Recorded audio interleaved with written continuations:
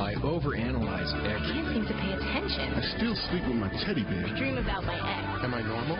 Or am I nuts? Yeah, are you normal or nuts? Dr. Keith Ablow is here. He's going to answer some of your questions. But first, you had an observation about Tucker's stiff neck. I did. Look, everyone's thinking, what's the physical etiology of this? How should we treat it bodily? I would recommend that Tucker consider, is there something he doesn't want to look at, right, in his life? It's just to the left, it's just to the right, but he's straight ahead because he doesn't want to look. Right, Tucker, take the bull by the horns. You got a 15-second intervention. This could change his life, okay, for God's sake. Says the psychiatrist, Tucker. Absolutely. Tucker's rolling his eyes. I've got an hour for him, too. Okay, email number 1.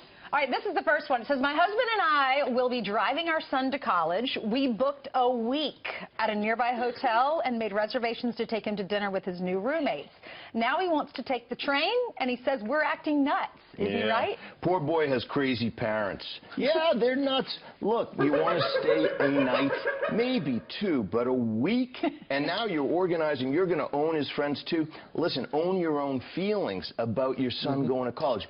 You're anxious. It's not nice to give your gift as a going-away present to your son of anxiety. It's tough to cut the cord. But the kid's great because he said, look, don't come. I love this kid. Taking the train. Meanwhile, the neighborhood kids are destroying my quality of life, someone writes in. I'm thinking of putting up an electric fence so they stop trampling my property with this Pokemon Go. It sounds extreme, but I am at wit's end. Is this normal or nuts?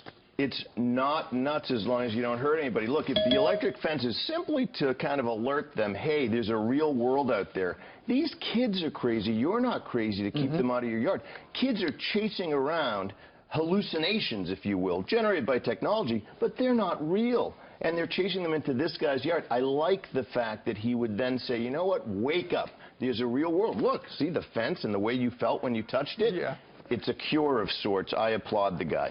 I think that's interesting that there's a neighborhood that has so many Pokemon kids trampling his yard. It's a plague, but so is Facebook, so is Twitter. We got one other one, and it said that they sent the mother sent the kid to camp, and then at the end of camp got something. You should tip the camp counselors $250 each. Is that normal or nuts?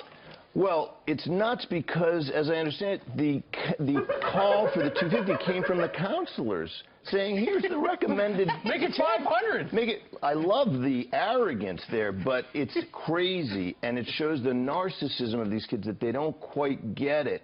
And also, if I were that parent, I'd be in touch with the camp saying, here's what I got from your counselors. Why aren't you paying them? Gotcha. All right, Dr. Keith, thanks for making it. Thanks, Dr. I'm here for Tucker anytime he needs me, by the way. He needs a lot of help.